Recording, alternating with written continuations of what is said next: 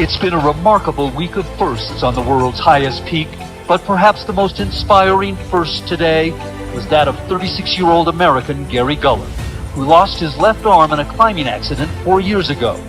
He had led a team of Texans with disabilities on a grueling 17-day trek to Everest Base Camp, a remarkable Everest first in its own right. But then Guller immediately began his own assault on the summit, the first attempt by a climber with one arm. It was treacherous from the start, as fierce winds slowed his team's advance for days.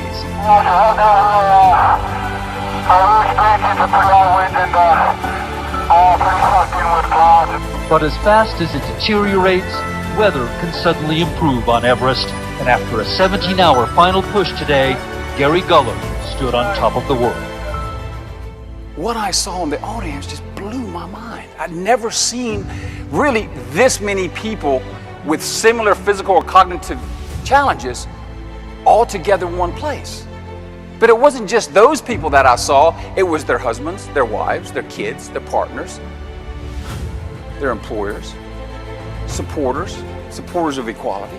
It was like this overwhelming feeling of truly coming together on, like the Sherpas say, everybody looked at each other's heart first, not necessarily their color, gender, orientation, physical disability, or cognitive challenge. I think you know that when people are working on your behalf to advance your objectives, advance your goals, to make whatever you're trying to do successful, and you don't even know it, not aware of it,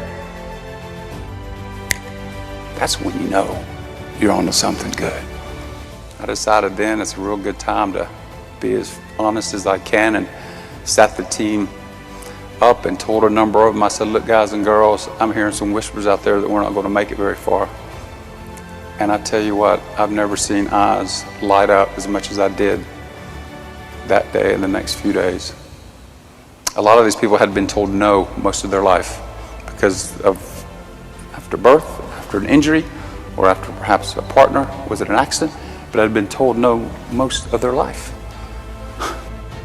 And the next morning, we were like one of the first expeditions up on the trail, leaving Lukla, headed to Mount Everest Base Camp.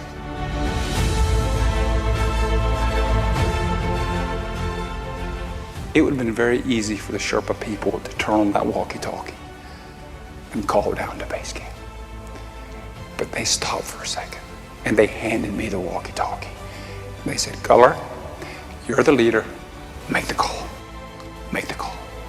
So I turned on the walkie-talkie. Summit team, to base camp. We're standing on top of the world. We're standing on top of the world. This is one of those life-changing moments for me. You need a bunch of people around you, a lot more than we think sometimes, to be truly successful. And that's not just in finances, of course. Well, I gotta pay rent, but we gotta be happy when we're paying rent. And it's a hell of a lot sweeter, I can tell you right now, when you're standing on that summit and you have brought a lot of people with you, either in person or in spirit.